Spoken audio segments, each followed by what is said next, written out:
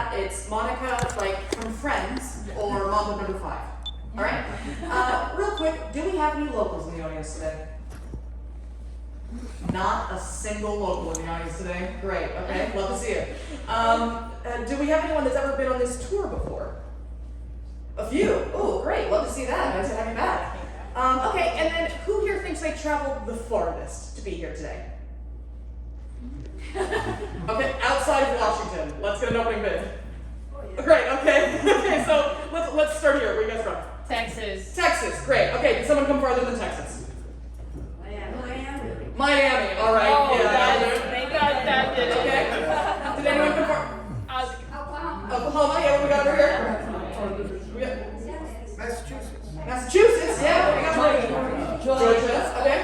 Can anyone beat Miami at the moment? No. What we got anyone from abroad today? Perfect. We don't have a single local and no international folks. That can't be true. That's so weird. Okay, well. Oh, Canada. All right, but we're from Canada. Victoria. Ah, yeah. Okay. I mean, hey, that's not bad. It could have been Vancouver, so Victoria's better. Okay. All right. Well, whoever said Miami, congratulations. You're both the farthest culturally and geographically. Nice work. Let's see it. Okay. Anyway, so I'll start the tour by talking a little bit about the early history of Seattle, up until the point we ended up building the underground. From there, we will then move on to the tunnels. So, I'll start from the beginning. For 14,000 years, the indigenous people have lived in this area. Specifically, the Coast Salish tribes, more specifically the Suquamish and the Duwamish tribes. Eventually, those two tribes shared a chief. His name was Seattle, which is how we got our name. That is true of a lot of places here in Washington State. A lot of our cities are named after either tribes or chiefs. So Seattle, Tacoma, Puyallup, Squamish, Yakima, the list goes on and on and on. In the 1800s, the United States and Canada started fighting over this land. That wasn't theirs, because history's fun like that. They started fighting over this land because of fur trapping. Beaver pelts specifically are in abundance in the area. The United States and Canada don't have the greatest relationship at that time. In fact, if Canada had gotten their way, the state line between Washington and Oregon State would have been the border between the United States and Canada today. They wanted the whole area. Obviously, that didn't happen. Otherwise, this would be Southern Canada today, meaning I would be Canadian, so. Right. Thank goodness. Otherwise, I would be more polite. Probably better dressed. And also, I would have health care, so. Really dodged a bullet. Thank goodness that didn't happen. Anyway, what the United States did to push those pesky Canadians back north is we created the Donation Land Act of 1850. And the Donation Land Act said that if you were a single, able-bodied American man who settled down here, you got 320 acres of land for free. If you were a married couple, twice that, 640 acres of land. If you were a single woman, of course, you got Nothing. Correct. Moving on. The first person to take advantage of that in this area was Arthur Denny. Arthur Denny brought his whole family, they were probably about 25 people, and they decided to settle down here on the exact land that we're on right now. Because, conveniently, the indigenous people weren't living on it. Yeah, and there was a reason for that. You see, Arthur Denny was from Cherry Grove, Illinois, and he had never seen the ocean before. So, he staked out his land claim, and then the tide came in. Yeah, his family said, Arthur, this is ridiculous. We can't stay here. We're farmers. This is not farmland. Also, a lot of it is underwater half the day. He responded with, nah, it's fine. We'll make it work. He said, quote, this is the least worst spot we've seen. Yeah, great. And in his journal that night, he wrote, we will start building when it stops raining. He was waiting a long time. He did recognize eventually that his family was right about something. This was not farmland, it was a beach. And I say beach in the most generous terms. Really, I say beach in the way that only Washingtonians say beach, in that it was a bunch of mud. He said, don't worry, I've got it figured out. Because over to the east, just a few blocks from where we are today, there are cliffs. Upon those cliffs, old growth timber. We're not farmers anymore. Now we're loggers. All right. So Seattle begins as a logging town. Now, Arthur Denny wanted his logging town to follow the same sort of lifestyle as him, meaning he wanted Seattle to have no smoking, swearing, or drinking. Yeah, in a logging town whose population would be lumberjacks and sailors. My point is, Arthur Denny, not the brightest guy. That did not work out for him, obviously. So, enter Doc Maynard.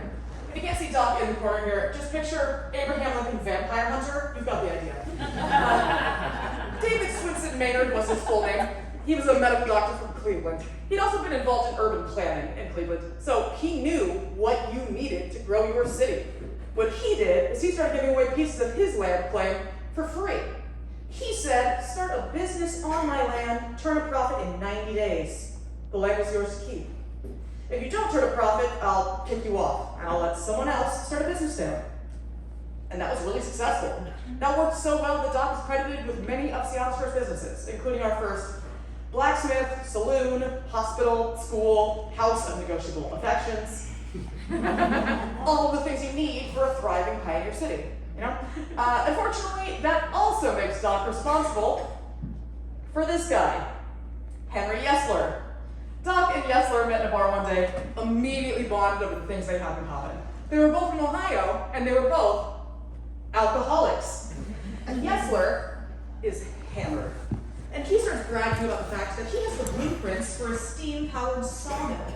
He's shopping it out all over the West Coast. He's looking for the place that's going to give him the best deal from the sawmill. Doc doesn't know much about this guy, other than the important things. You know, he's from Ohio. Yeah. He loves a drink. He has a sawmill. This dude's the best. He gives Yesler an offer he can't refuse. Waterfront property for free. Great. Yeah, Yesler takes that bait. He brings his sawmill to Seattle. And our small logging town booms into a medium logging city. The thing really holding us back from growing further, Yesler, he was the worst.